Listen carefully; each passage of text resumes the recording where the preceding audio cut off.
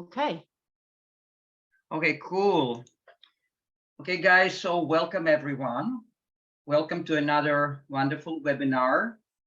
And I just want to give this general background about those webinars, and then Karen will introduce our guest today. So those webinars are organized by the Weekly Fasting Group, which is a big online community of individuals from virtually all over the world. And the common denominator of this group is that we fast, or at least try to fast, for at least 24 hours every week between Friday and Saturday, like week after week after week on a consistent basis. Other than that, it has no other agenda. So in order to be here, you do not need to comply to any kind of dietary lifestyle. Like we have raw vegans, we have meat eaters, doesn't matter. And we have people from different spiritual backgrounds, and it's actually a very, very peaceful community with lots of respect and lots of appreciation towards each member. So if those ideas appeal to you, and if you are watching this video later on, because it will be posted on YouTube, you will find my WhatsApp number. My name is Arik, and you're welcome to send me a message with your name, and I will happily add you if this idea of cultivating this habit of fasting appeals to you. So that was my brief introduction about the background. And now, Karen, over to you. Please introduce our guest today. Yeah, lovely. Okay, so it is my great honor and privilege to be able to introduce Ray Maor to our group. And basically, he is the wonderful, amazing, inspirational Ray Maor. His breatharian journey started back in 2012 when he decided to go through the 21-day initiation process. Incidentally, he had been practicing weekly 24-hour fasting for 6 years before this initiation process. So that's interesting. Today, he practices the Pranic lifestyle by eating only occasionally. He also talks a lot about fasting and detoxing your body, and covers topics of self-mastery and happiness and expanding your consciousness for all who hear the calling to this lifestyle, both on his website and his YouTube channel. In 2013, he accepted the challenge to go on the TV show in Israel and stayed for 8 days without food or water to prove his body would not suffer any negative change, and that it is possible for a human to survive for 8 days without any solid food or water. It was a fun experiment in which he proved that breatharianism is not only possible, but that many health benefits could be associated with it. You can watch this documentary on his website and his YouTube channel. We will post the links below this video in the Weekly Fasting Group YouTube channel. Ray offers his own unique style of pranic living initiation that allows you to learn to use your body and mind to explore what it means to be a human in a completely new way without being addicted to anything, including food. There are no rules about being breatharian, only guidelines. As your guide into this lifestyle, Ray will point out the stepping stones you may encounter along the way and help you prepare for challenges that are a normal part of the initiation process. He teaches in a way that allows individuals to explore their inner mastery and open up their chi energy flow. The process comprises of a deep cleansing of your body and mind, but also practical knowledge on how to stay in the state of higher vibration. If you feel excited hearing these words or watching Ray's videos, that is your heart saying that you are ready. Ray will be sharing how he has transformed his own life and the life of thousands of his own students through his own unique breatharian initiation process and lifestyle. He has been living this way for over 10 years. He has faced and overcome all challenges and hurdles along the way. So if this is something that you feel called to and have questions on how to transition easily and stay with the lifestyle effortlessly, this is the person who can help us all. So with that, I'd like to introduce Ray. Ray, are you there, Ray? Yes. Okay. Oh, cool. Welcome. It was kind of a long introductory. It was a very long introduction. Thank you. Wow. But I wanted everybody, you know, you've got I can't tell you this week how many people have, you know, commented about how excited they are about you and attending the group. I've hosted quite a few speakers now, and I've never had the interest that I've had this week with you. And there must be over 30 questions that people have emailed me. Some of these people will possibly be live to ask you themselves, but and as we move through the questions, we'll obviously stop me when when you get to the point where you know, if we're taking too long for you. But sure. I'll start with the question, shall I? Unless you'd like to say something. No, go ahead. I think that with the questions we'll see where it flows to. Yeah, I shared your videos on the Q&A section, so that hopefully we're not going to be duplicating on questions that you've already answered. That at least that's the plan, that we use your time wisely. So the first question is that you mentioned, for me, these are mine to start with. I'll be very selfish. So the first question is that you mentioned that someone actually died, or the only person that has died has been because they drank orange juice immediately after an initiation. Well, first, I have to tell you that it's not in my retreat, but it was one of the things that we heard of when we did the 21-day retreats back in the day before the age of the group retreats. Okay, and cool. Then what we were told is that the person just after the 7-day dry fast immediately drank more than a liter of orange juice. And the acidity of the orange juice immediately changed the balance in the blood and then in the body. And yeah, that was like one of the people that died in the retreats. There's a few there's a few individuals in the entire history of the retreats, and they just didn't follow the guidelines. The guidelines are very, very clear of how you exit dry fast safely.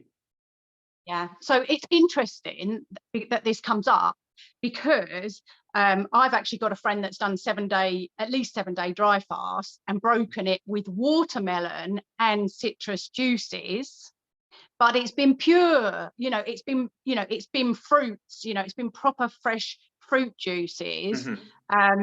But I've also known somebody who did the master fast system, which I don't know if you're familiar with that. Oh, I'm familiar with it. Yes, I tried it for a couple of weeks as well. Yeah, me too. And now I had a friend who did that for the full, when they first started doing it, it was 108 days that they did. And they broke that fast and went to a restaurant and had like a bottled orange juice. So it wasn't a natural product. It was and she collapsed. And this was a week or so after breaking the master fast sensibly. And she thought orange juice in this restaurant was a good choice, but she collapsed and ended up in hospital. So there you go. So I just wondered if that experience was like a processed orange juice versus a natural orange juice. That was really what I can tell you that I've had a few participants that, when you disengage from your body, like your physical body, and you go up in higher vibration, and some people kind of like forget between the darkness and the light, and they get a little bit confused, and they think that they're capable of doing quite a lot of things, like because they've did the mind over matter of the breatharian thing, and then they think that they can go and have a steak or have a hamburger or have something like really, really heavy for the body. And I've had a few participants that went in that way, and it ended up in the hospital. Yeah, and they didn't die, but it ended up in the hospital. It's one day of water and then one day of diluted juices, and then it's really gradual, and it really depends how well practiced you already are and how pure your intentions are. So it's a mind, body, spirit combination. Yeah, and see, again, this is something else. I've been reading your book this week and obviously watching as many videos so that I'm with you. And you do talk about that at some point, at least in your book, that at least I think it was your book, is that when you recommend the liquid fast or the liquid diet after your initiation process, so you recommend a 2-month process. That's right. to allow that's to change habits. I'm That's right. guessing It's beyond the habit. Think about your habit like a metal spring. Okay. Any new habit, you know, most people think about a diet, they think about sport. You guys are already doing it this 1 week, 1 day a week. It's a habit. Now, if you went 2-3 months, at least 21 repeats, you kind of get used to it. And then you're so used to it that going without it doesn't make sense anymore. For us in the early days, it was supposed to be 6 full months. But what we see with the energy of the group is that the transformation becomes easier and faster with time. So we only limited the guidelines to about 2 months. But the muscle of eating is connected to sort of like a primitive instinct that we have. If you chew one thing, you immediately want to chew another thing, you know, and the first bite is the only thing that really tastes good. Afterwards, it's a completely automatic response of the body. So that's why at least 3 months. And I always tell them, you know, at least 2 months, please. I did a full year and it will be easier for you. The first 2 months are the most challenging socially and with your ego and your mind games, and your body is going through the transition. So you're losing some weight. So that's why it's at least 2 months, minimum. And I totally agree. And my experience, like, again, interesting in your book, you talk about it, but my personal experience is that, again, you give it a certain amount of time. Like, I went through a phase, and again, I hate to say this, but I was fruitarian for so long, and then I decided to do intermittent, but allow myself a bit more flexibility, which we'll talk about that more. And I actually found myself allowing myself, for having stopped it for many years, eating chocolate. It didn't feel good. It didn't feel good at all, but I ate it, and I really, you know, I then, having gone back to eating chocolate, I was addicted to chocolate. And then I decided, right, I'm not going to eat chocolate. But it took me 3 or 4 weeks of not buying into the addiction of buying chocolate. So I totally understand what you say about you have to just be strict. For a while.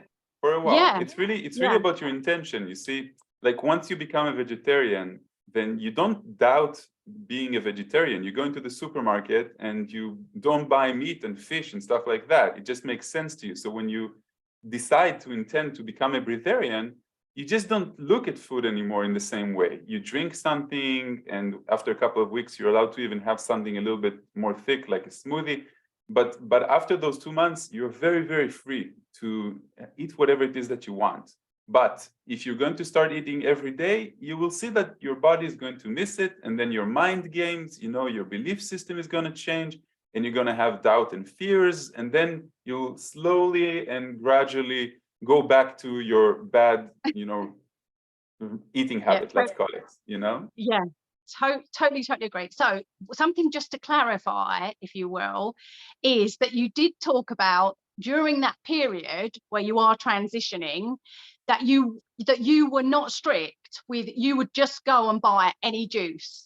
That's so right. You didn't worry if it had sugar. Anything, you know, it's really about your belief about something, right? We know the placebo effect works with medicine, and we understand how powerful the mind can really be. And I've played around with it quite a lot. So when I teach, what I tell them is that if you believe that you have to have these like amazing oranges that are organic, and Jesus himself went down from the sky and touched them, and the farmer is a happy person that loves his wife, and do that. And if you feel like it's okay for you to drink something from the supermarket that's not necessarily the best, you know, you can do that too. But just understand there is a frequency inside whatever it is that you drink, that your belief system and whatever it is that you emanate in vibration in that belief and intention goes into that thing that you drink. So if you're going to drink something, be happy about it. It doesn't matter what it is, just be happy about it, and feel free to drink coffee, wine, whatever it is that, you know, that you want freedom eventually. And I completely agree with you, because again, I don't know who it was. I'm pretty certain Wim Hof at some point did a documentary where some of his followers did a test, where they drank poison or something like that, and none of them were affected. So it's true. It's belief, and And yeah, so cool. So that's clear. Okay, so I'm just going to look more on the questions. Okay, so what is the best technique for working through emotions? That's a good one. Well, first you have to make sure that your body is already clean of negative emotions that were stuck there. And this is one of the reasons that we do a proper initiation. Like the dry fast actually takes out all the water. And then when you drink the new water with the blessings of everyone in a water ceremony, it kind of like fills the void. So the first thing is to get there. And that's why we have, that's why usually when you had these old ancient rituals and retreats for breatharians, then the person had to move away from society for a long enough time. And what we do is we take away their cell phone and we kind of like allow times of vipassana between workshops so the person can go dive within. Then next is about balancing your emotional body. And that means, how serious do I take this life, knowing that this is just an avatar and a temporary thing, and really sinking that into the belief system, that so what? I mean, so what? However, if you're a person that's very overly dramatic, you will have these ups and downs. And once you have these ups and downs, you become unbalanced, then maybe you will want to emotionally eat. And emotionally eating is not a bad thing if you are aware of that. Meaning sometimes you allow it and sometimes you don't. Sometimes you tell yourself, you know something, it's not that I'm hungry, it's that I'm going to that cupboard or the refrigerator out of habit. So maybe it's good to just talk with someone or take a walk or exercise or do 1,001 things that more aware people, aware of their habits, aware of their emotions, aware of their thoughts or thought patterns do instead of that.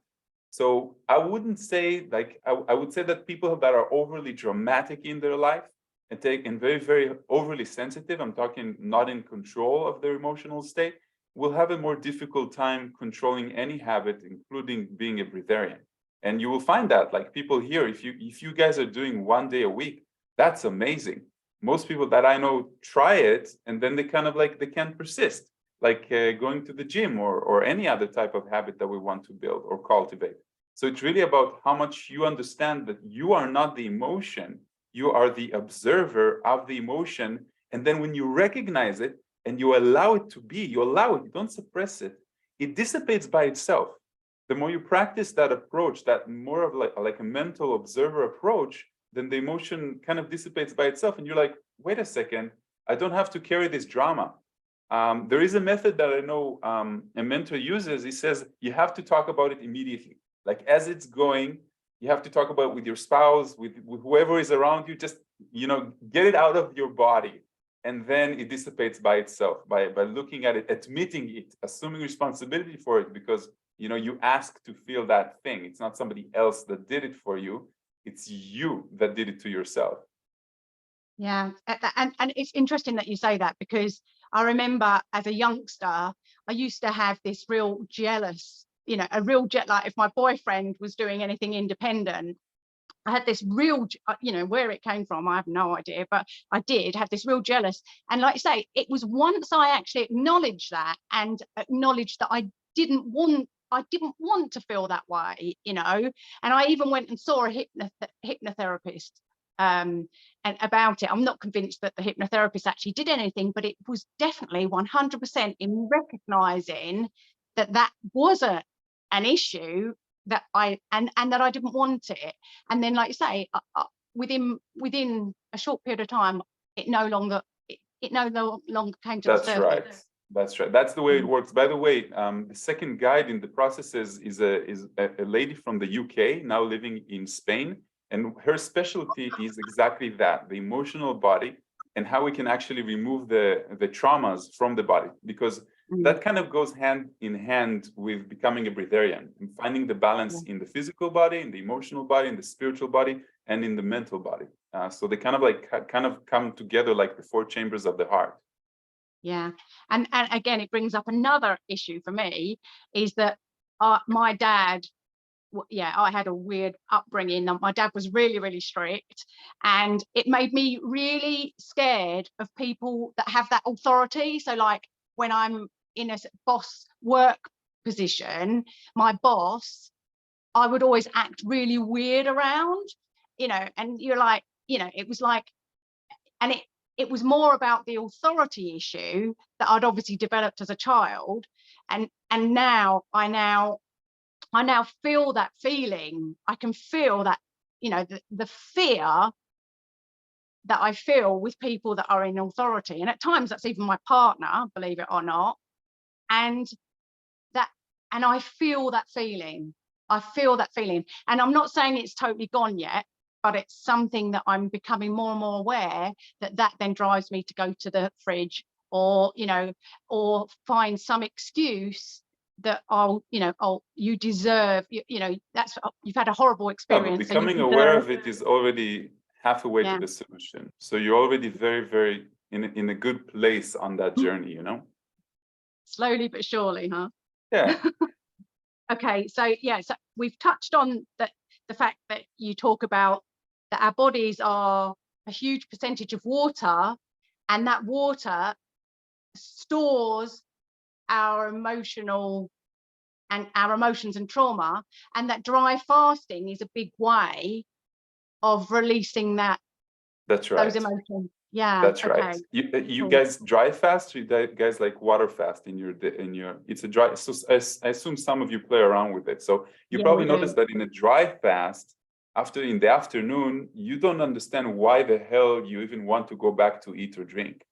You're like the ketosis kicks in, and you're very well aware and in your center, and you're suddenly feeling the presence, and you don't have these negative emotions that usually come up when you're thinking about, oh, what, I've had a bad day, or I've had an argument, or you see the world through the negative judgmental eyes of the media and stuff like that.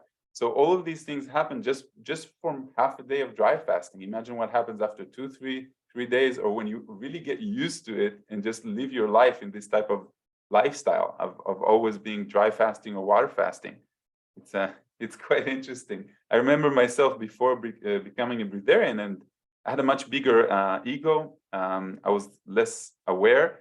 I came to it from a scientific perspective. I wanted to understand why the hell a guy that I was volunteering with told me that he doesn't eat, and how he's capable of doing that.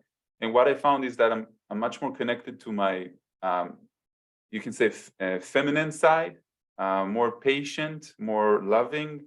I'm not perfect. There's a lot of things that I'm always working on, yeah. But these are the things that kind of like surprised me, because I thought it was more like a physical experience, and then I found that it's way beyond that. I became much more, I don't know, intuitive, I would say. Like I can give a 2-hour lecture on a subject and not really think about my notes or think about anything at all, or it's kind of like come together, Yeah, definitely. And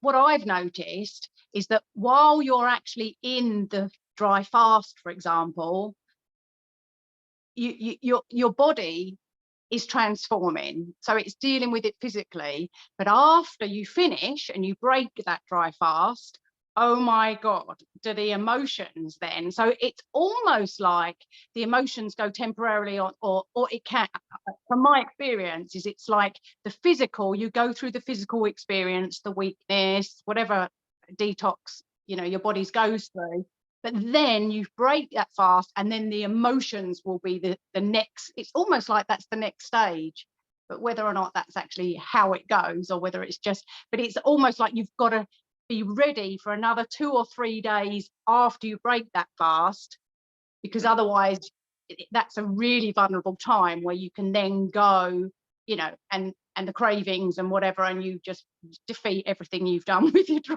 fast. Have you experienced that? Not that much. Okay, not so much. There's a question here. What do you recommend as the easiest way to elevate our frequency when we are having a negative emotion that drives to emotional eating? So I have my own way, which is walking. I just take a very long walk. And during that walk, what I see is that as the body gets tired after 30 or 40 minutes, then my mind isn't as emotional as it was before. And I kind of like take a look at it from a broader perspective. But everybody has their own thing. Some people just meditate. But sometimes it's really hard when we are emotional to meditate because our mind, you know, the monkey mind keeps us busy as much as we can. But recognizing the pattern of the emotional eating, or even allow yourself to eat, but not to binge, you know, to eat like something small or something that you're happy with and you're content with, and you understand that this is it and that's it, and I'm going to enjoy it. So I close my eyes and I drink it, or I eat it very, very slowly. You know, just be with it. The more you allow yourself, and you're not feeling that something is, you're depriving yourself of something, then your inner rebel is not going to argue with you that much. In other words, you allow the inner rebel, you're just not going all the way with him, which means like you're not like binging tonight a whole bucket of whatever. Like they say that it's never one cookie, right? You take one cookie and then a person wants another cookie because he broke that limitation that he put upon himself, and the inner rebel is like in celebration. So, and again, everyone is very individual. I believe that the more work you do on yourself, the more you discover those things that allow you to break that pattern. But from my experience and what I see, the more you work on yourself, you become more self-aware, and then there's less things that control you, because you kind of like become the master of everything. And then because you're constantly breaking the place of balance, not the place of balance, the comfort zone, because you understand that when you're breaking that comfort zone, that's the place that you're actually experiencing and growing, then you never allow your life to really be idle anymore. Or you're always testing yourself. You're saying, wait a second, why did I want to eat that?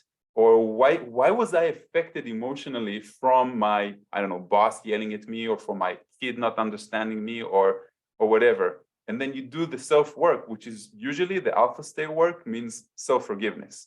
You understand that you've attracted this.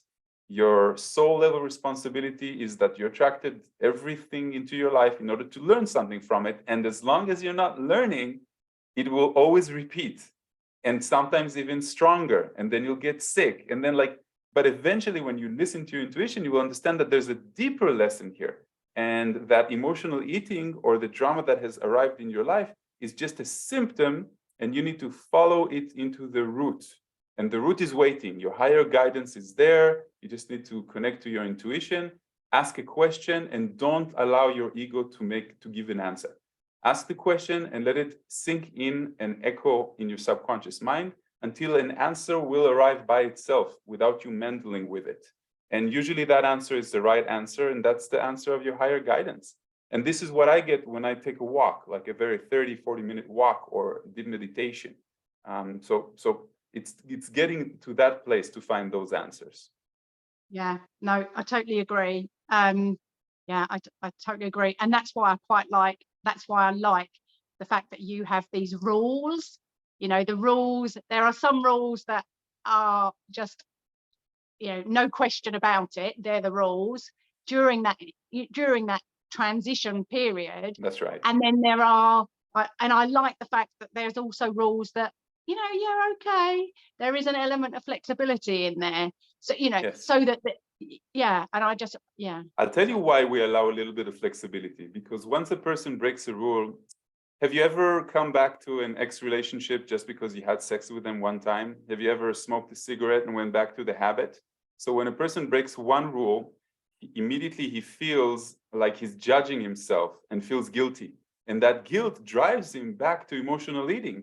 So what we do is we allow that flexibility. Yes, there are guidelines that I say, guys, 2 months, that's the mandatory. At least once a week, a dry fast of 24 hours like you guys do. There's a lot of things that reset us back into that high vibration. But if I deprive them from having that flexibility, or from having, you know, an occasional snack with their kid in the evening, you know, then they will go into emotional eating patterns. So it's better to just allow and be more flexible.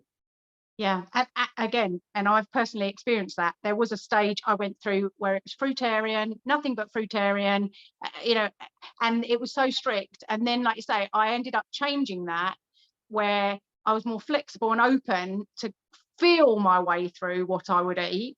And if I fancied something like chocolate, I would allow myself, but I would watch how closely and feel closely how it felt, to the point where I felt like I took a step backwards, but I didn't. I actually took a step forwards, because that beating myself up has gone.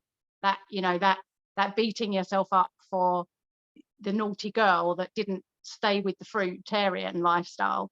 Instead, so it actually is completely transformed by letting myself off the hook. There's still plenty of rules, like every week, the weekly fasting, but overall, I've definitely jumped a huge hurdle by, you know, being a bit flexible on those rules. So, okay, so just a little bit backwards. So your initiation process, you talk about day 3, there being the surgeon's table. That's right. And then this is originally from the 21-day process, where Jasmuheen wrote the book and the guidelines, which were just a couple of pages. And what we see is that at least half of the participants, after the 72-hour dry fast, with the right intention and all the work that we're doing there, kind of like something shifts. And she explains it like the soul leaves the body and then the soul comes back to the body. I don't know exactly what happens there on a metaphysical level, but we understand that something is shifting there. What we think it is that the consciousness finally understands that the person is not going to give them water or food, and they have to force the pranic engine to start working by slowly opening, you know, the crown chakra and allowing more energy to run through the body. So that's what we see that usually happens. Those people that in the group workshops that we teach, it's a 9-day process, but 4 days of them are dry fasting. But those that want to go further, we don't stop them. So some people do 5, some people do 6, and we see that the people that do 4, 5, and 6, they have an easier time after the 3rd day. Like the first 2-3 days are usually harder for the person while they're getting used to that, you know, vibration, energy, or however you want to call it. I'm not saying it's easy, you know, because it is the first time that most people do an extended dry fast. So for some, it's easier than others. But after 3 days, it kind of like gets balanced and stays the same. Okay. And then days 4 to 7, you talk about there being the breatharian transformation process, and you basically you stay the same. And again, it goes back to the 21 day. Obviously, I've been reading your book, but it's interesting that you stay in the same position. No, that's the intervals. What you read in my book is a part of my diary. And in the 21 days, they asked us to stay at least 6 hours a day without moving too much. In the group processes, you don't have this anymore. There's no need for that anymore. Okay, cool, fab.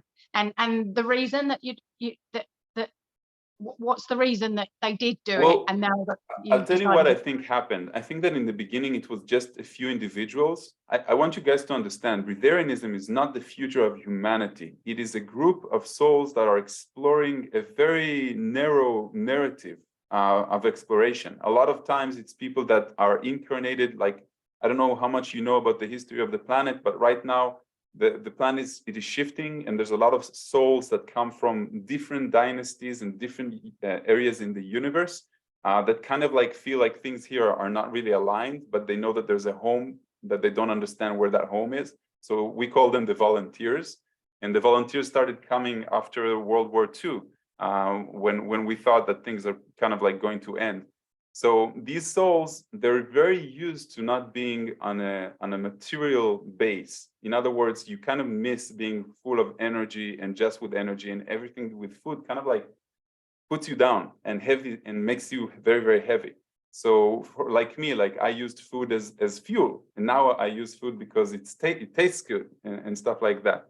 So you understand, when we're coming from that type of dynasty, it makes sense to us that people don't necessarily need as much food as they think that they do. Especially today, people get fat after 30, they lose their hair, and all of it has to do with food. You know, it's an industry that makes quite a lot of money. Even doctors, they're not taught preventive medicine and how to properly nourish your body.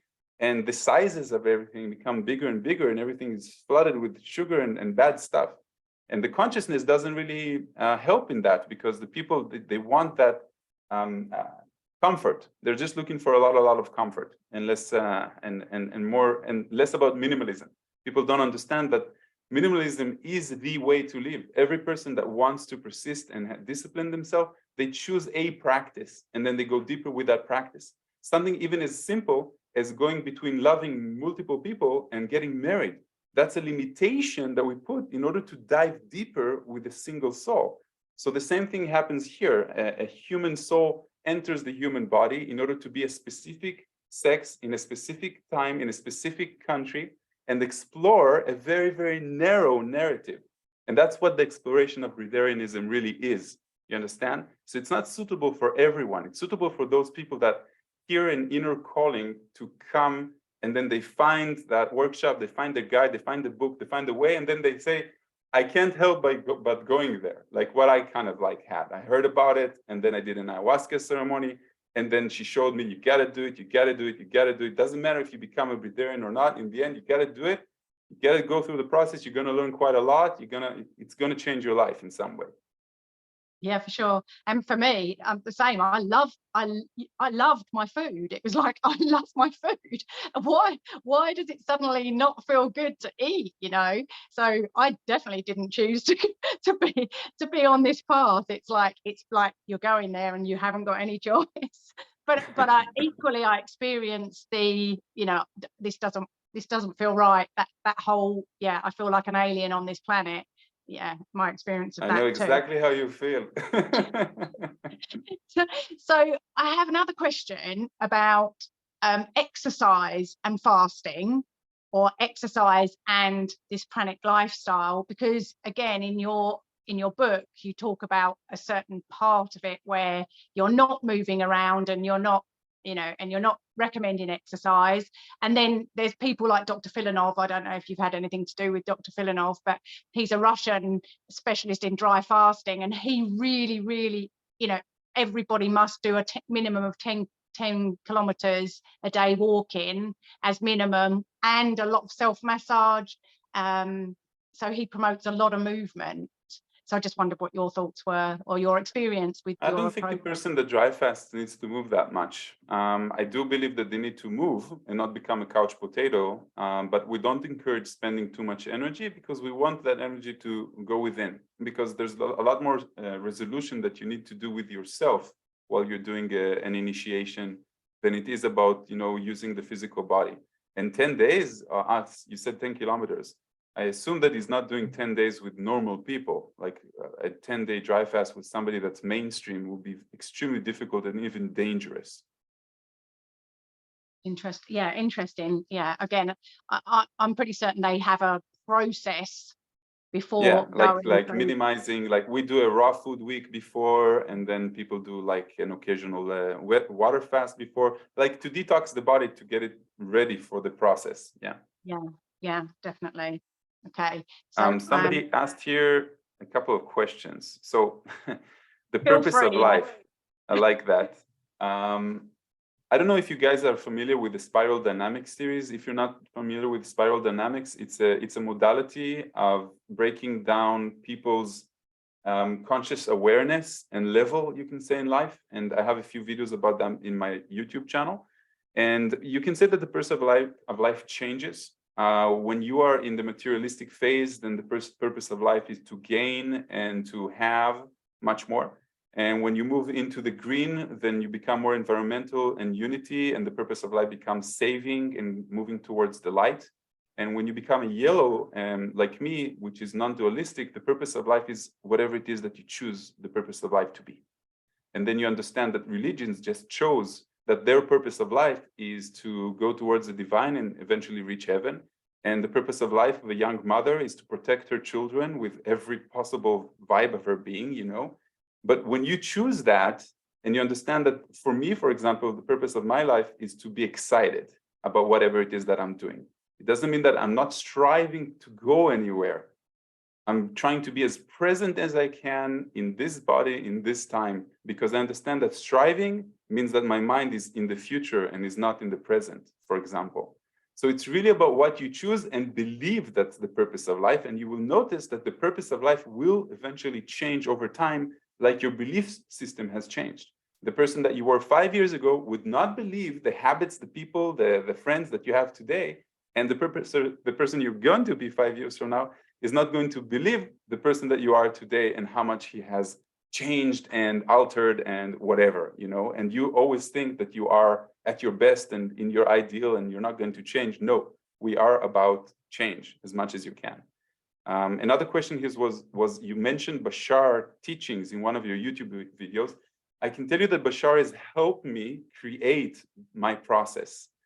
There's a few channelers of Bashar in the world. The person that you see in the United States is called Daryl Anka. And I believe in channelings. I believe in entities, in aliens, and through the channel, we can ask a lot of questions. Of course, I doubt everything that I hear to make sure that it resonates with me. And when I heard a calling to do these initiations in the beginning, I really didn't want to, because I don't know, I thought I was kind of like an introverted individual or a person that really likes to learn by themselves, but not necessarily share. But then I kind of like saw that my guidance is pushing me in that direction all the time, like put me on stage and have me write a book and create a website. And then people contact me and say, teach me. And I didn't want to in the beginning, but then I said like, sure, this is fun. Why not? We're going to change lives. And Bashar, I contacted the Bashar channeler in Israel, and I asked him to help me because I didn't know exactly what I need to do. And during the first session, he kind of like answered a lot of things like the job of the pineal gland in the initiation and the balancing of the four bodies and how important it is, and what type of meditations I should teach and what type of workshops I should teach. And it was quite interesting because what we saw together is that in the book of my life, I have learned quite a lot of things, and I just needed to put a lot of them together. It's sort of like the universe kind of like prepared the process for me. And ever since then, it was like 10 years ago, 90% of the schedule has not really changed. Okay, the alternating between Vipassana and inner silence and workshops and society, doing it in a place that is in nature or in harmony, and the type of people that come there, like it all kind of like came together. And I really believe in Bashar, as you've probably noticed. If we're talking about the body that's the strongest with me, it's the mental body, it's the belief system, it's overcoming those beliefs. And a lot of people that follow me, like Bashar, his teachings are mental beliefs and how we overcome them, how we use the mind. So it's not that I'm not heart-oriented, but the first thing that comes is through my mind and through an understanding. And only then I am full of empathy and sympathy and stuff like that. So Bashar is definitely one of the entities that really helped me put this together.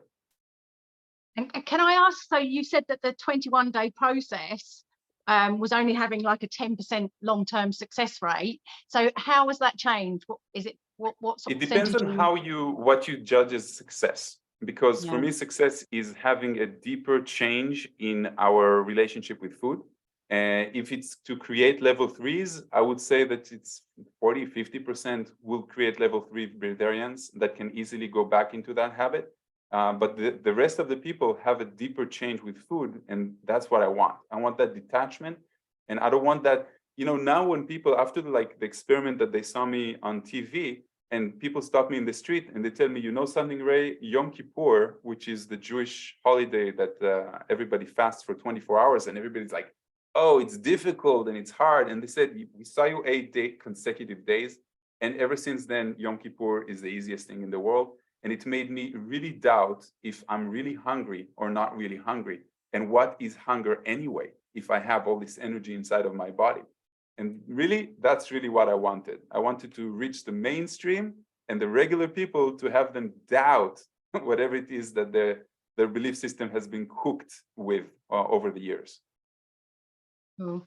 And then you talk about what to do when you feel weakness during dry fasting and during fasting. Well, the first thing you should understand is the breath.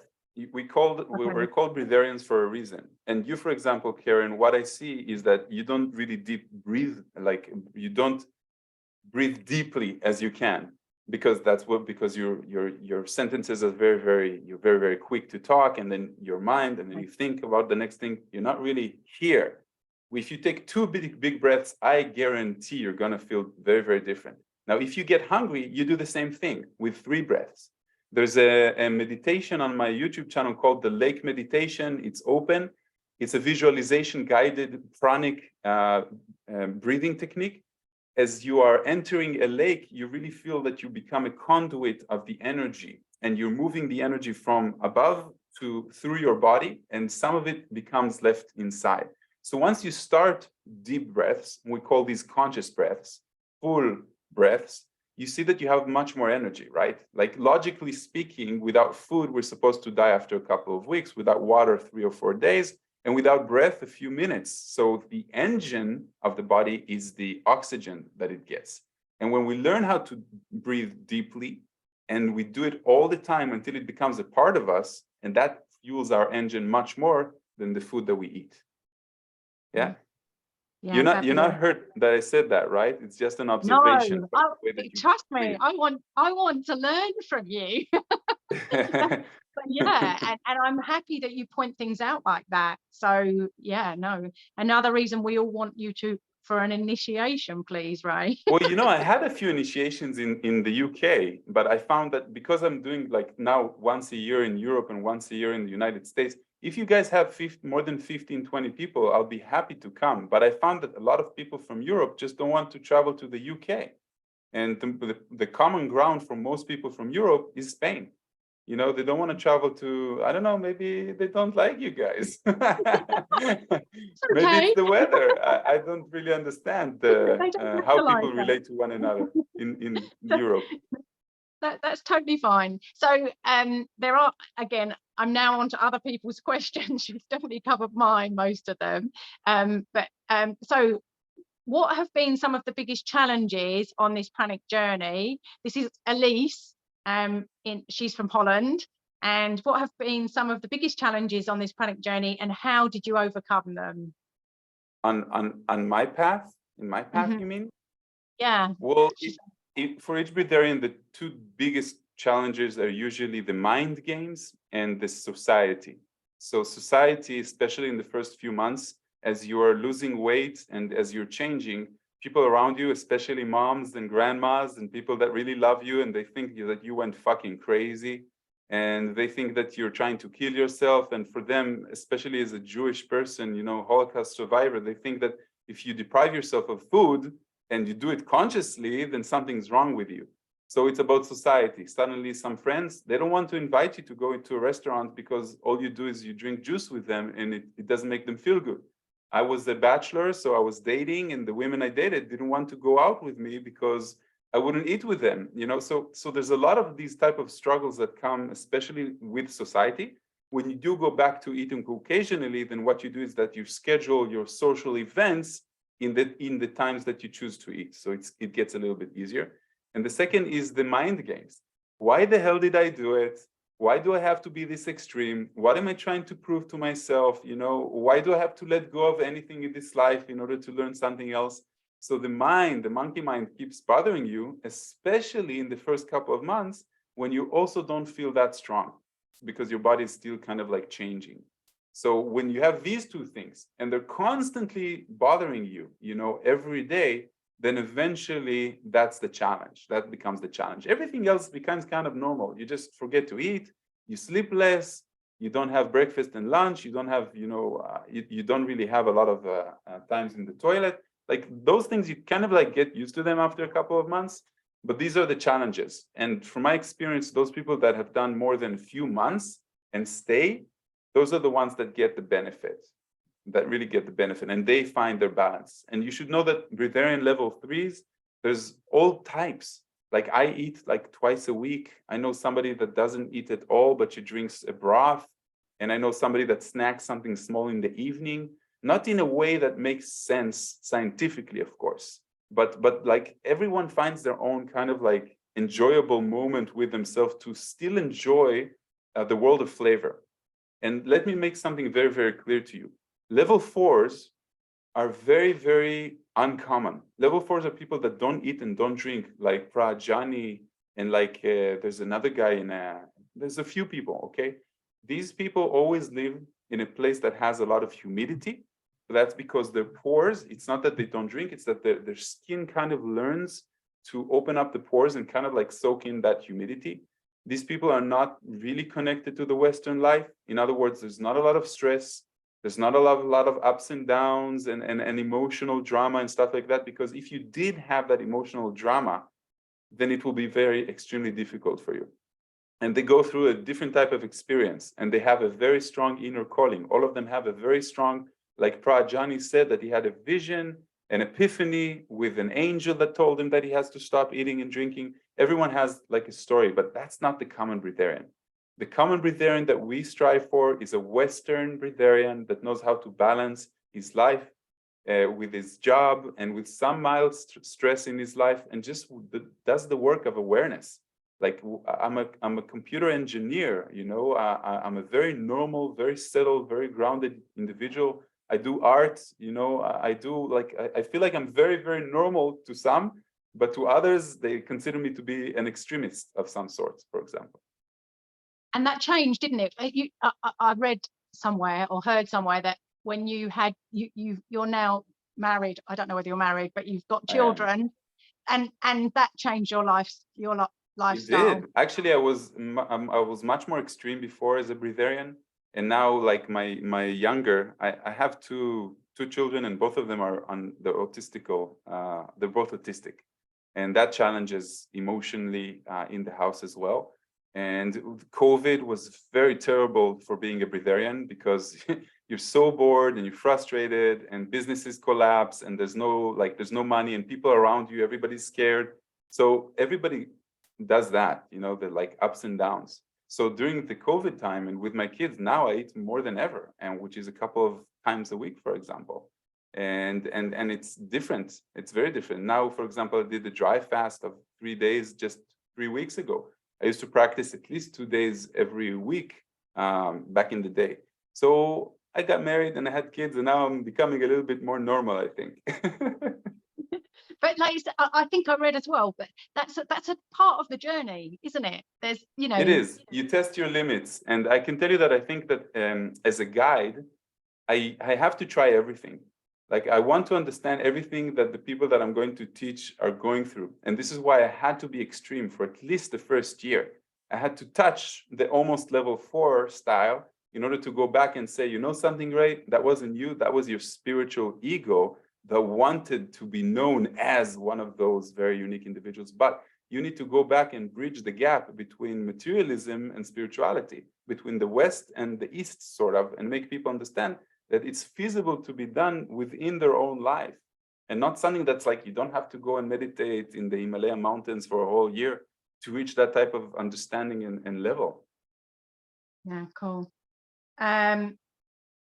So I've got, in one of your videos, Pranic Living makes the body cleaner and at the same time less reactive to cold and hot. Do we not get more sensitive to sensations and energy when living on prana? So okay, so this differs. For example, some people are like me, are very everything that, if I drink alcohol like beer, very sensitive. But on the other hand, I've seen people that do the initiation, and now they can drink as much as they want, like they're not affected at all. So the gift's kind of like open to different people. I think that you become more of what you are. I think that it's like the connection between you and your higher self kind of like slowly dissipates, you can say. And then if I was like a very gifted guitar player, now I'm even more. And if I'm very gifted in putting things together and ideas and speaking them out, then now I'm even more. So that's what actually happens. So one of the gifts that I got is that I'm not as sensitive to cold and heat. Other people get, you know, sleeping 3 or 4 hours a night, and other people get becoming more intuitive and feeling, you know, their environment. So it's really different. yeah, cool. How long does the physical transition to pranic living take on average after the 10-day initiation process, or is it immediate? It is almost immediate, but the body has to do the transition that the consciousness has made. So usually the consciousness makes the transition, the belief system is set, and now it takes the body the time to acclimate to the changes, which can take a few months. Okay, we've kind of covered that, haven't we? Yeah, and I've had people that were in very good shape, and they went running after a week. Like, I'm talking about half a marathon running. And I've had a Kung Fu teacher that went back to teaching. and people that worked like physically that just went back to their regular job.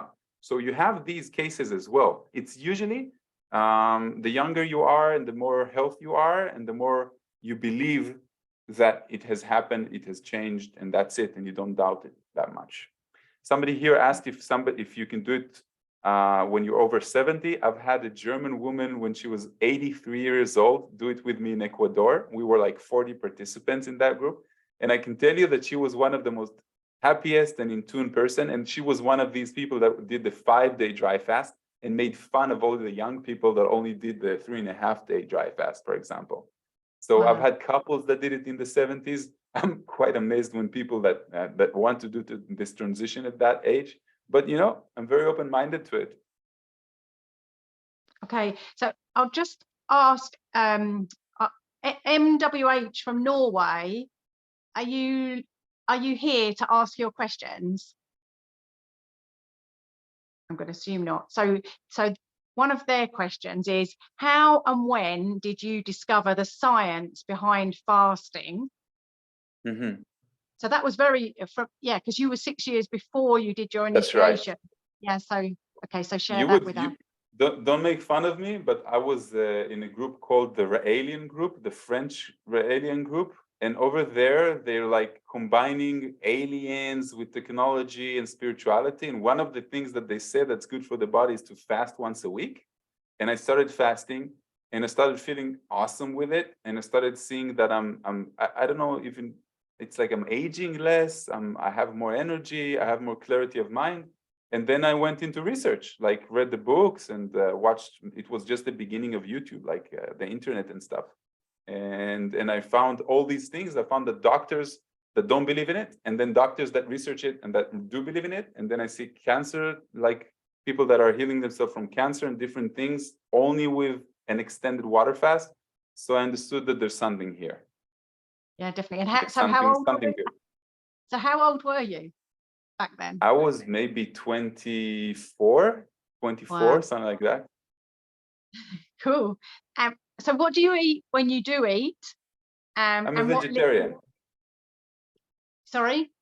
I'm a vegetarian, so I just eat vegetarian food. Okay, so you're fine with dairy and that type of thing. It's just I don't encourage it. I don't have like cow's milk at home or anything like that, but I'm down with pizza or toast or anything with yellow cheese, the regular yellow cheese, definitely. That's the only reason, like ice cream and pizza is the only reason why I'm not a vegan. Yeah, no, that sounds good. And what liquids do you drink these days? Water, tea, coffee. I don't really consume that much alcohol. We don't have a alcohol culture in Israel. So those are my basics. I drink juice when I feel like making it myself usually. I don't like to drink that much outside of home. Okay, and do you ever supplement? I took omega-3. I had like this dandruff issue in my skull. And then he said, look, if you take an omega-3 every day, it's going to solve it. And he was actually quite right. So that's the supplement I take. Cool. And if I would take supplements, I would probably do the mushroom ones, chaga, ashwagandha. Those are really natural stuff and really good for you from what I hear. Okay, cool. I'm just going to ask if Sol is here from Australia. Are you able to ask your own questions? No? Okay, I'll do it. So, do you have any daily routine practices regarding physical activities that help you energetically for pranic intake? Good question, and absolutely. I've tried the ones that I recommend for you, and the ones that we teach in the process as well is the 5 Tibetans, which extend life, which actually balance the chakra system. And another one that is less physical and more like Tai Chi, more like energy work of the body, is called Falun Dafa. Those exercises come from China, from what I remember. They're highly affiliated with breatharianism. Like people that practice them every day, it's like both of them reach the same thing. The people that practice it every day, then they start noticing that they don't want to eat that much. They become a little bit more humble, then become more patient, you know. And that's why they actually stopped them in China as well. Cool. So these are what I recommend for you. I now train like twice a week, 40 minutes, walking, running, and some weights, like 3 exercises of weights. I do some ping pong, some tennis. Yeah, that's it. I try to do at least once every couple of days something with my body. Oh, and I should imagine having 2 little children is quite energetic. Is anyway. running around after them, yes. And I'm the only father that actually, you know, plays with them in the little parks and goes running after them and stuff, and not sit on the bench with my cell phone. And that's the same with me. I've got little nieces and nephews, and like all the adults are sitting down eating, and I'm like playing on the trampoline and, you know, reliving my childhood. So it's another question from Sol, talking about Karen. pollution around Karen, a modern. do you hear me? Oh, cool. Yeah. Are you there? Oh, yes. I don't have the camera available, but can you hear me well? We can. Yes, we we can. can. So Yes, thank you. Hello, Ray. A pleasure to talk with you. Encantado. Are you hear me? Yes. Okay. My other question, sorry that I interrupt you, Karen, but I wasn't available before.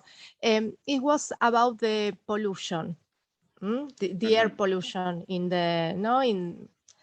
modern society, especially when, without really talk directly, but you will understand me, especially when there is in the sky too many dense clouds, and especially those days that are the weather is a bit weird, you know.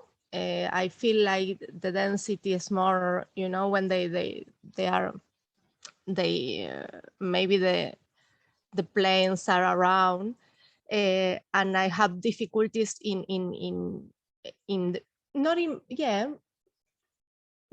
my breathings, when I do the breathing exercise or when I take my walks. Is really dense, the atmosphere. So how do you deal, because you also live in in the civilization? Yeah, How I do you know. deal those days? If you have any particular thing that you do, or really you are not affected? I can tell you that I'm not affected, but I can tell you that a lot of people are affected. Do you know that like bacteria and viruses, they have a vibration? And then when you go over or higher than their vibration, you notice that people are very, very happy. For example, they get less sick, or they're less annoyed by that. It's not only because of their mental, but it's actually a vibration that's a little bit higher than the flu and other things. And that's why they don't catch a sickness. And I think that the same rule applies kind of here. So when in the beginning, when I had this thought, and I did have these thoughts because in my first couple of years as a breatharian, I lived in Tel Aviv, which is a polluted city, like every major metropolitan. And then I had this thought, wait a second, is what I'm breathing right now is probably bad for me, right? There's cars all around, there's people honking, there's stress of living in this type of country. But then with time, I realized that it's a thought and it's a belief. And I need to work much more on that thought and the belief. Yes, there is a part that's physical. There is a part that you can smell or you can breathe, but your belief makes it more intense, okay? Like the difference between suffering and pain. So pain is a given. Emotional pain is a given. Physical pain, if you have it, is a given. But suffering is what you make out of that pain. So some people, they talk about the pain all the time, and they make a big thing out of the pain, and they repeat it, and they have to have other people listen to them and stuff. But if you just acknowledge the pain, and it will go away. And the pain, you can't do anything about the pain. So if you can't do anything about the pollution, what you should really work on is your attitude towards the pollution. And you don't want your body listening to your attitude and your belief. There's a physical aspect to it. I agree with you. Yeah, it's more difficult sometimes. But if you're in the level that you can't go out and just breathe at all, then you really need to work on letting go of that limiting belief and allow the body. The body will naturally know, the breatharian body, or the body of a person that detoxes like you guys do once a week at least, is healthier and it knows like the channels are all focused on cleaning itself. That's the beauty of a detox, right? We allow the body the natural time it takes to clean itself. So even if you do get toxins in, the body will clean itself.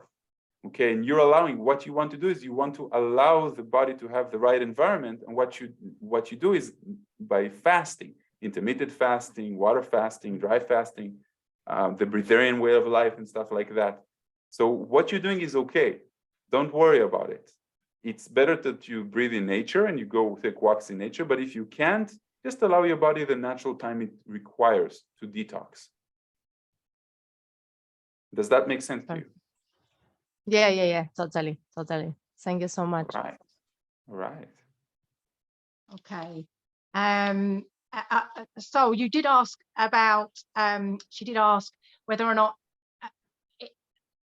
I'll read it as she said it. So I think my ego is afraid, hang on, let's read this properly. So I have the sensation that my inner guide is telling me to put the pedal to the metal in this journey to pranic living, although I'm still a beginner on this path, but I think my ego is afraid to lose control. Even if we know the process should be gradual and usually takes time, should I try to move a bit more forward? So I guess she's asking. The process is not gradual. An initiation is a wham, bam, thank you, ma'am. The process used to be years. Now it's like a week and a half. And then you kind of like get used to it. I would say that any big change in our life comes with a mix of excitement and fear, because we don't know what we're heading towards. I can tell you that, you can always go back and everybody finishes the transition together. So it's kind of like, it's not a big deal, but I can understand like a teenager that has never drank alcohol, stepping into something that we're not unfamiliar territory, especially as we go older. It can be fearful, but I don't know if it's fear or excitement. I'd like to think about it as excitement to challenge or to try something that's a little bit different than what I tried in my entire life. Yeah, okay. Gemma from the USA, she asks, well, she says, after the arrival of your first child, you talk about your challenges maintaining the pranic lifestyle. Since you had achieved a stable physical state, were the challenges more emotional, mental? Please explain the challenges and how you worked with them and adjusted your routines, your jobs, your social life, etc. So the challenge with my first child, first, it's, being a first-time parent, and then being a parent to an autistic child that wasn't diagnosed as autistic back in the day. So the communication issues, violence, not sleeping at night, like everything it was very difficult emotionally. So for example, in that time, I ate more or emotionally ate or had the Karen's chocolate, for example, occasionally. And then when we realized it, then I went back into my old routine and habit, which is easier for me. So those are the challenges usually. So it's more emotional challenges. How I choose to deal with it, it wasn't easy. It still isn't easy all the time. I thought that life is supposed to get easier with time, and I find that not. For example, the breatharian retreats before COVID, we had like 30, 40 people. Now we have like 20 people, and we had like every 2 months, and now we have like once every 4 or 5 months. And people are gradually waking up and wanting it more and more, but it's not like it was before. So it was a whole lot of different things. I'm an only provider for the family because my wife has to be with the kids because both of them need special care. So also more stress, more things on my shoulders, So that was most of it. But I believe I'm a very strong individual. And I believe that it's all an internal work, like 80% of the work needs to be internal, and then 20% of the work needs to be the actions that we have to take. So I do my best to be as strong as I can, and there are moments that I'm not, and I allow myself to cry, and I allow myself to share it with a friend in case I'm not, and I allow myself to have fun as well. Take it from my experience, it never gets easier. It doesn't. Everybody says that. Come on, give me hope. It's always pushing you to get stronger and stronger and stronger. It's, like I say, I'm what am I now, mid-50s, and I know everything that I take on, it just is another step on from the time that the challenge was the time before. So get ready. Okay, Well, so I'm planning to rest. We bought some land in Costa Rica and we're building a house there. And when we retire, we're going to retire in a place that's going to be very peaceful and stress-free, hopefully. Oh, wow, lovely. Sounds like a heaven. So I've got Kavita from the USA. How can they control cravings when one has to cook for the family every day? She doesn't have any really good question. to cook. Sorry. And nobody else can do it. So okay, let me tell you something amazing. I just had 3 weeks ago, we had an initiation in Spain, and one of the practitioners was a chef and asked her, how are you going to be a chef? And I already knew the answer because I've had participants that were chefs. Food is an energy. I don't know if you noticed, but when you go to drink your coffee at work, you actually are more interested in the break that you have. And you're interested in the small talk, and you're interested in going all the way to the machine, pressing the machine, taking, like it's the whole ceremony around and not the liquid itself. So when you cook to your children, you are surrounded by food, you smell the food. And then you think that it's a torment, but it's not. You're actually enjoying it when you have that intention of fasting. Now, because all of you already know what it feels like to have people eat next to you when you're fasting, because you have this habit, then you kind of like understand what I'm talking about. So when I cook to my wife or to my children in the morning and I don't eat with them, I know that it's okay, and I'm enjoying it. I'm enjoying the smell. It's a different it's a different way of enjoying food with them. You understand? If you think that it's going to be challenging, it will be challenging. And if you think that it's not, and you just like kind of like flowing with it and understanding that there's another way of just cooking food for other people, you know, maybe you even want to challenge yourself by sitting next to them as they eat, and ask yourself, you know, immediately see how you feel, and ask yourself, wait a second, am I jealous? I'm going to eat in a few hours anyway. I'm breaking my fast. Why do I feel the way that I feel? Why do I feel deprived? And then work with that, you know, do the shadow work of understanding those emotions and why they come, and challenge yourself to that. it's interesting because there's actually a they now call fear of missing out, and it's actually FOMO. So it's actually a something, you know, they've actually named it now, you know, whereas you obviously realize that, well, I think you just associated it as just something that you personally felt, but it's actually not. It's like, same with, they now call in a restaurant food envy. So if someone's ordering something that, you know, and you don't know what to order, you're like asking them what they want, so that when what they're going to order, so that when you get to ordering what you want to eat, you know, that there's no food envy. And that's actually a thing as well, you know. So you realize that it's actually, these problems are actually across the board. It's not just one person's problem. It's actually, you know, fear of missing out is actually a thing. Well, imagine what we had 50 years ago and what we have today. We're bombarded in Instagram with things that we don't have, with successful people, with beautiful models. So we're afraid that we're missing out because everybody kind of like shows us, look, this is what you're missing out. I'm better. I'm doing this. But honestly, behind the scenes, everybody has relationship issues, and everyone has struggles. And the more beautiful you are, the more sometimes challenged you are by the way that other people look. So we don't know what reality really is, and it's definitely not what we see on social media. Sure. Okay, so I don't know if there's any more questions that people have put in the group, but let's open it up to anybody else that's got any questions that would like to ask you themselves. You just need to unmute yourselves. Yes. Hi. Okay. Vital. Hey. How you doing? I did my initiation with Ray Maor, and I really recommend it. Long time no see. That was the beginning of. I wasn't aware of everything. Like, it's just opened things. More and more things opened, and I joined this group. Remember, I had a lot of questions for you at the beginning. I was overwhelmed. It goes against everything we are raised on, and I was so, you know, overwhelmed and fascinated, and I wanted to say answers, but then I realized it's a process that takes time. You have to adjust to it, and then you just keep learning and keep developing. And I remember I did the 9 days with you. And I remember the first day, it was water fasting, and it was so difficult. By noon, I was, saying, whoa, another 4 days without, the first days with water, and the next 4 is 5 days. The first day is with water, and the other 4 days are dry. And the first day I was like at noon with water. I said, I felt so bad. I was like, how am I going to do it?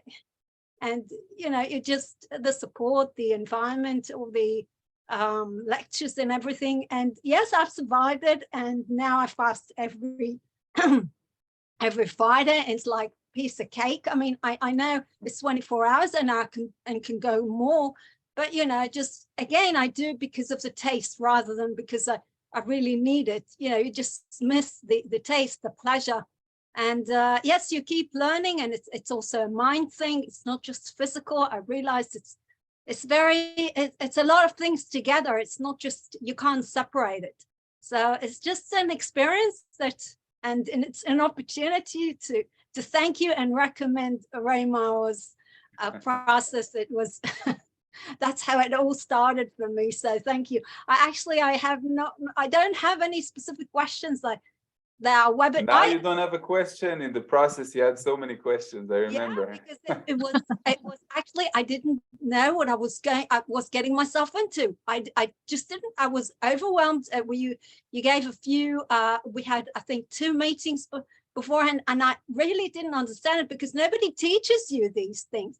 You have to go and learn all these things by yourself. You have to find the right groups of people, the right, and I'm come every Friday. I think I'm the only one that is here today. See, a lot of people are excited, and a lot of people came, but sometimes I'm all alone. So I just keep learning and being inspiring by all these wonderful webinars, all these wonderful people. So it's just, I don't actually, all my questions are answered before I even ask them, because now I've been into that for a couple of years already. So I think it was your last live initiation in Israel before COVID. And then, it was just, you're not doing it anymore. I understand from what you're not doing. In Israel, I stopped completely. Yes, I was lucky. It was the last time. So I was lucky. And well, ever since then, it's been a long time. And ever since then, what you're doing is the right thing. You should always stay in these groups. You should always be in the conscious level, read about it a little bit, otherwise we kind of like forget. So we want to delve in it.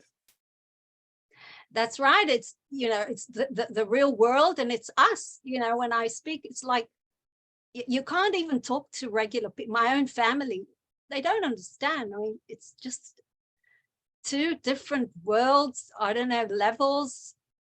I don't know.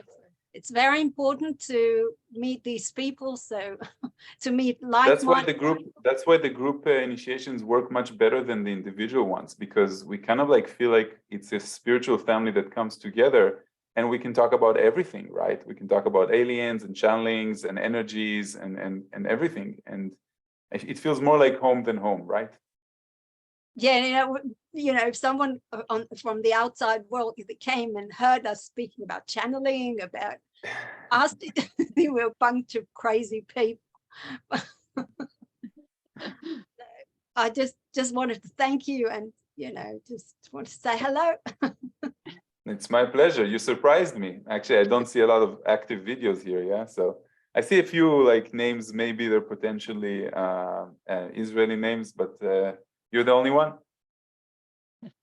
What do you mean, Arik? Arik Rosen, right? Roseni. Yeah, he's part of the group, so that's where I met him. He started asking me. Arik Rosen, I think that your assistant, we exchanged emails back in the day. I think you have a large following by email. I think, but I'm not sure. It's the first time that I see you. It might be, I don't know, but anyway, we have Ravital here from Israel. We have myself, and we have few more people. They're not present here, but we have in the group. But most of the people are like we have virtually from all over the world, including Iran, including like Syria, including like it's really like many countries. Yeah. Thank you for holding this space. It's really important what you guys are doing. Yeah, Ray, and if you have people who you think might be contributed by cultivating this habit of fasting for 24 hours, and we are really open, they can do whatever they want. They can do juices, they can do dry. Like it's really like it's important for me to have no other agenda for this group, not to make it sectarian. Like everyone is welcome. Like upon the common denominator of fasting for 24 hours a week, even lightening their diet. There are some people who just go from like more dense food to fruit, for example, once a week. It's absolutely acceptable.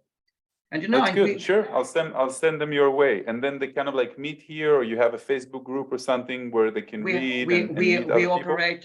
We have a very active chat on WhatsApp. It's basically it's a WhatsApp-based group, and we also have every week or almost every week these kind of webinars where we invite people on food, fasting, spirituality, and any kind of people, from breatharians to carnivores, but just people who got some results using natural approaches to healing. Yeah. That's the idea, to create it really very, very broad, very, very open, and to really provide answers or opportunity for every person to find what suits them rather than dictating them what they should do. Perfect. Good. It's really good that you guys are open up to more participants, and then just holding the space for this will attract the right type of people. Right. Okay. Yeah. Sorry. Thank you, Ray. I'm Frederick. I'm all the way from Kenya. I have been with Eric from the beginning of this weekly fasting group. Actually, I'm the first participant in this group when you were starting. Then you have mentioned something that I really wanted to actually try and see if we can get a solution to. I like your teachings. I've been following you for a long time, and it's a good opportunity that we have a time to talk today. You mentioned about autism with your children, and I'm thinking about, do you have some idea in your mind of how these children maybe will be helped in their future, or somehow if this thing can get an answer? Are you pursuing any way of helping them get rid of this thing? I know it's very personal, but for me, I felt that kind of a concern when we are talking. Okay.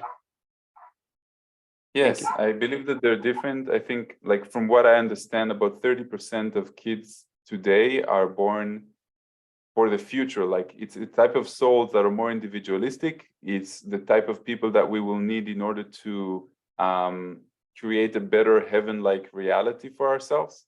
And that's why they kind of like, I mean, it's a spectrum, right? Nobody says it's one thing or another thing. A lot of them are extremely intelligent. A lot of them have communication issues, as society judges what it means to have a normal communication between human beings, for example. So from what I see, they're much more inside their own world. And I think that they're going to have social struggles when they get older if we're going to stay a closed society. In other words, we don't accept everybody else like we do today. And yeah, I think that more and more people are, more and more souls are born in that type of state. And I'm very curious to see what that means for our future and how it's all going to come together. I got you. So thank you. Thanks, buddy. Yeah, it's like you don't want to put some more negativity on your thoughts and your emotion about this thing, that it becomes like a burden to you. Instead, you are enjoying bringing them up that way, and you're open to any change. Because for me, I'm feeling that at some age somewhere, if they get into this kind of a lifestyle, everything will just correct itself, from whether it's a DNA issue or whatever source it came from. That's how I feel. If they will be able to follow this path of fasting, dry fasting, all these things we are talking about today. Otherwise, thank you so much. It was wonderful listening to you. We love you, and we will have you again very soon. Thank you. Bye. Thank you, Frederick. So let's take like 3 or 4 more questions and then we'll summarize. Lovely, we will. And hopefully you're going to get a chance to talk to us about a potential group initiation process. We can talk about that. If there's like more than 15, 20 people in your group that are interested, and you say, Karen, again, it's you say, I don't know how spread you are, that it's the best to do it in the United Kingdom. We can do it in 2 to 4 months, I think, when the weather is kind of nice. And I have plenty of places, I have plenty of people that can help me in those areas as well. But just make sure that you have a list of people that are interested, and then we'll find a place and we'll set a date. But it has to be more than 15 people. Otherwise, it's just not worth the time and the scheduling and the traveling and everything. And what about an online option, so that as a group, we could possibly go through a process with you? We can do that, but my experience with the online is that it's less successful. And the reason for that is that people don't take it as seriously. People stay in their jobs with their families. The whole idea is to really separate yourself from society for a while, to work on yourself and become a better version of yourself, and then join society. One of the things that we do in the in-person event is that we take away cell phones. So you don't have your cell phone for a week and a half, and people don't know themselves without their cell phone. And when we give them back, they say sometimes, I don't want it.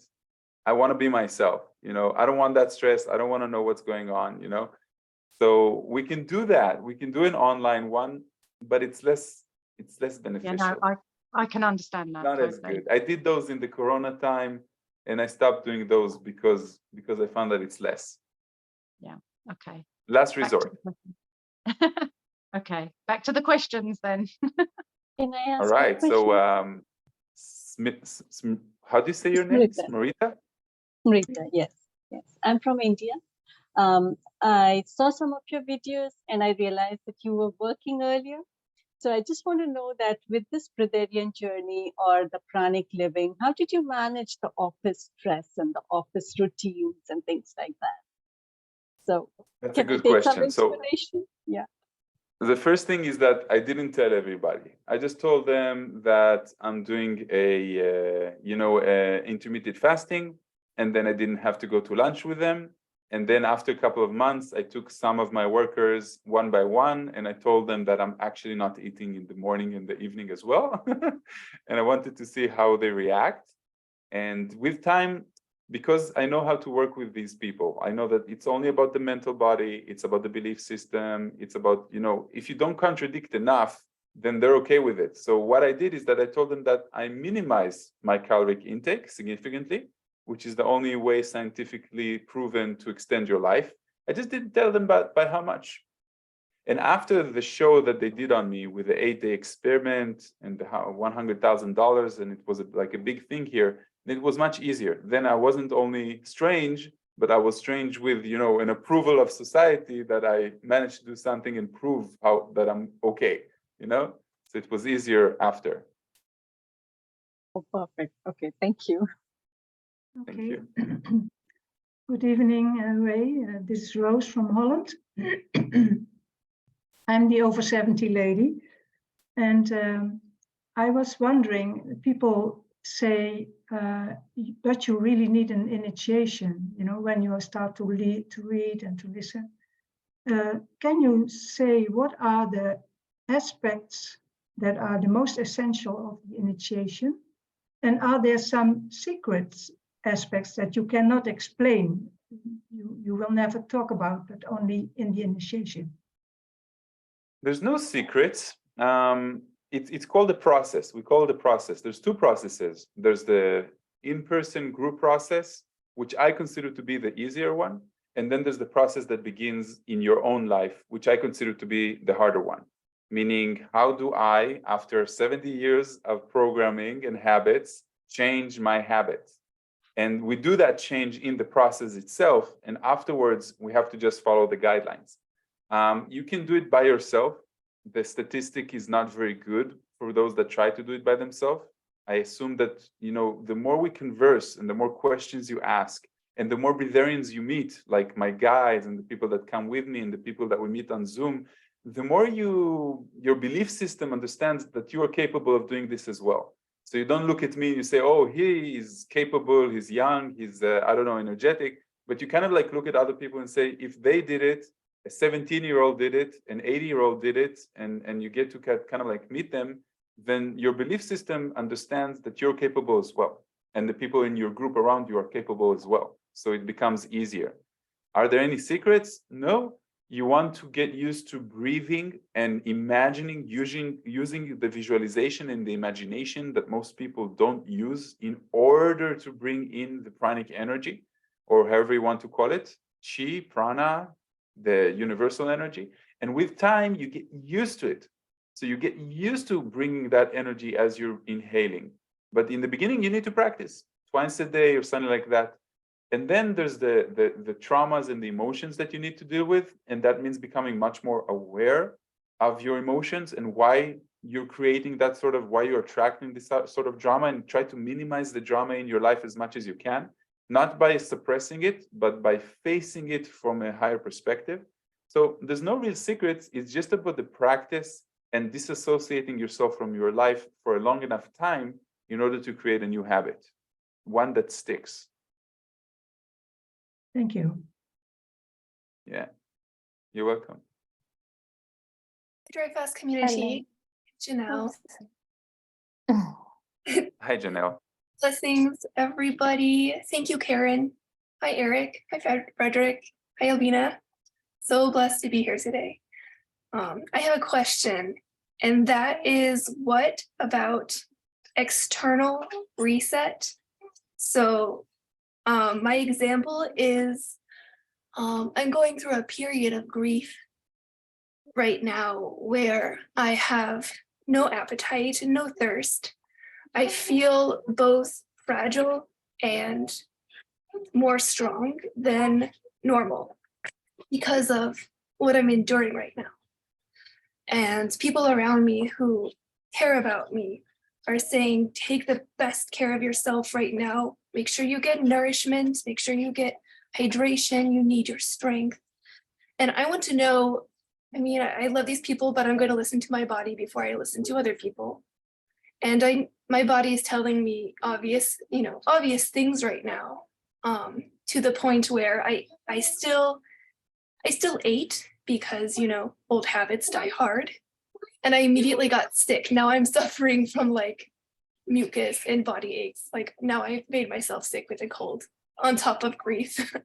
So what do I actually need to sustain me? And what do you think about, I have this reset going on in my body just already from external reasons, but I do believe my body needs to level up right now more than ever. My entire life is changing and I need to be strong and equipped for it, really.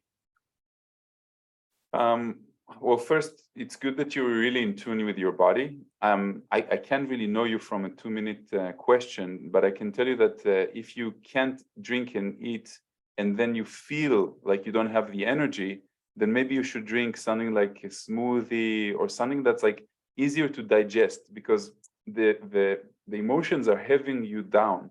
And when your emotional body is really, really hurt and cracked, then it's really, you feel disgusted by a lot of things, sort of like being actually sick, and then your body needs the energy to heal itself. So it says, I don't feel like having anything like that.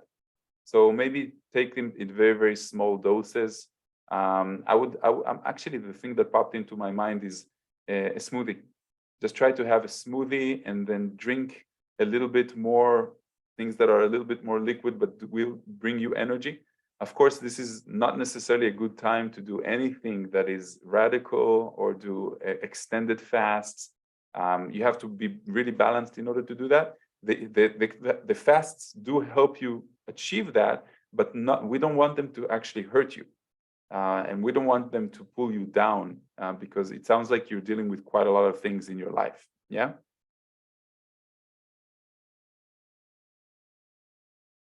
Janelle? Yes.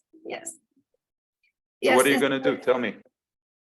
I don't know. If this was like an attack on just me, I think I would feel differently. But I'm a mother and my children are being threatened. So I'm turning into this, you don't mess with my children, I'm a mama bear. My reticulating activation system is on full alert. I'm very on guard. And so I really don't look at food or drink right now as beneficial at all. And I feel stronger without it, to be honest. Just being honest. If you feel stronger without it, then you don't need it right now. Then it's your natural way of rebalancing yourself. And that's okay. Just make sure that you're aware. And if it goes on for a very long time, because you're using the stress is creating a bad thing inside the body. And it sounds like you're under continuous stress. Do you understand? And eventually continuous stress can create an hormonal imbalance. Again, I'm not a doctor, but then you start even being deeper inside the story of your life and how difficult it is. And it creates like a domino effect. That's what you need to be very, very aware of. Sometimes extended fasts make that.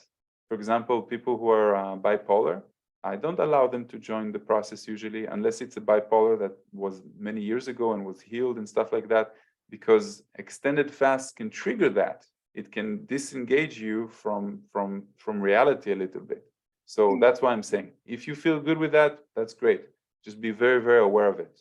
There's no like magic green button that people can press for you. And I can relate to what you're going through because I've had dealings like that in my life and friends that went through these type of periods that I supported. So I'm kind of familiar with what it is. I have to tell you, it's hard to hear it from the inside the storm, but one day this will pass. Yes, agreed. One yes. day you have to be strong. It might take a while, but one day you will look back at it and you will understand why it happened in the way that it happened. Hard, I know. I really know. Thank you very much. Thank you. Thank you. Thank you, Ray. Thank you, everybody. Take care. Thank you. Okay, one more question. Hi, Ray. Hey, Paula. Well, I'm talking from Spain, actually, the sunny land. I'm very curious to know your vision about urine therapy. What are your thoughts on that? I think it's amazing. You mean doing therapy like with other people? Urine therapy while urine therapy. I tried it once. I didn't like it. It tasted you didn't like it. No, because your body is very clean when you're fasting, and I wondered if you had any experience with that, and what were your thoughts? I did. I tried it one time, and I didn't like the taste. It doesn't matter if my body is very, very clean. Like I feel like I'm very detoxed anyway, so I don't really need it. But I think I didn't like it, but there are other people that do it. And if it works for you, that's great. It seems like it's a good thing. I don't know why the body will waste a good thing, but it seems like it's a good thing because it really helps some people. I don't know anybody that has been doing it for their entire life. Most of the people that do it, I know that they're doing for a while and then they stop. So if you need to go through some healing or to create a stronger immune system, but usually it's just for a couple of months. The longest I know is a year. Okay, that was it. Do you do it? I did it. I jumped into it very instinctively, and it was incredible. I didn't have any expectations, or I wasn't psychologically prepared or unprepared. And my experience during those days was really, wow. It was a surprise. I had a lot of energy. You mean? Like what? I had a lot of energy. My body, my skin was very different. Obviously, I was eating a lot of fresh fruits, and I wasn't eating any meat or anything like that. I jumped into it, and for some reason, I can't remember what was the reason, but one day I stopped, and now it's like something like the moment was gone. But my experience during that time was amazing. I didn't have any expectations, and I thought, wow. I was go back. almost craving for this energy and this No, state so of go mind. back. Do it again. Do it again. If you must, remember it now, then there's a reason for it. I have the feeling that you're probably taking some hormones or something that stimulates your serotonin or something like that, because I was feeling in such a state of balance where I couldn't be depressed. It was impossible. I thought, wow, I want to have a sad day or something, and it was almost like a base, a very solid way of being. It was. So that's why I thought, wow, I don't know if he has any experience with that, but. Just the time that I tried and the few participants that asked and shared their story, and I learned from you so much, you know, it makes me even want to do it a little bit. Yeah, you should. I really encourage you. You have to do it. I think there are some things to take into consideration, because obviously we are eliminating some calcifications, and I don't think, I have observed that people that are doing in a long term, they have a very nice skin, but they have like kind of bags here, like something related to kidneys. So obviously you don't have to take the first bit of that, and you know, you have to be eating very healthy and certain foods. But I would encourage you to give a chance, give it a second try to see what happens. I might. It sounds interesting. I believe that things come into my life, you know, the synchronicities, and I hear things that I should probably experience or experiment with. I don't know. It was like, wow, I felt that as if I was on drugs, you know, like, wow, like a joy, you know, it's something very, very curious. Interesting, yeah.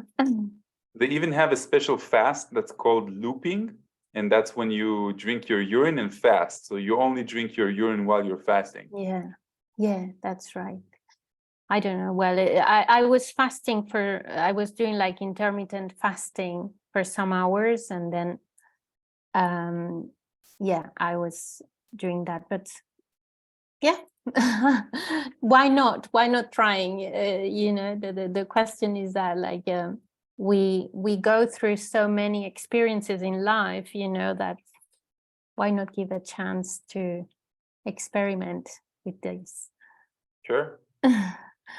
Okay, thank you. Thank you. It's interesting because I was quite anti the urine therapy, just not for no reason, because I hadn't tried it. But then I watched that in the beginning there was light, and the guy that Ray speaks about, that's actually a level 4 breatharian. Is it Prajahad? Prajani, yes. Well, when they were documenting him, they were commenting about, they were doing scans, and they were commenting that his body was basically creating urine and then using that urine and then creating. So that's the only reason that I've suddenly thought, you know, maybe there is more to this than.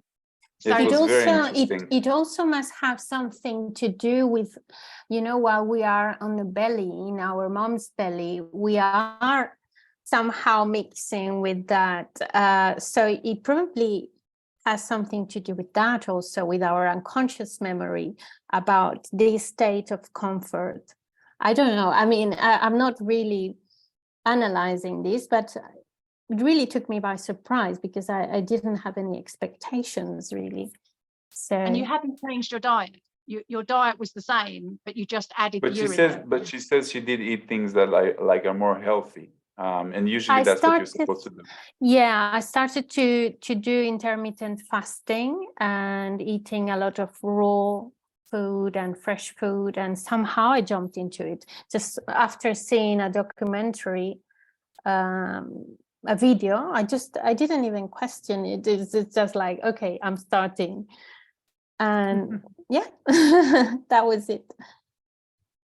See, okay, something to be explored. Okay, thank you. So let me just summarize.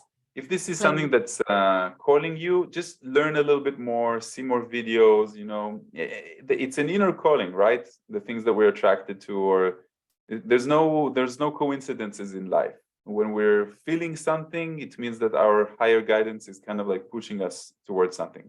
I really hope that I answered, most of your questions and explained a little bit more about the breatharian lifestyle.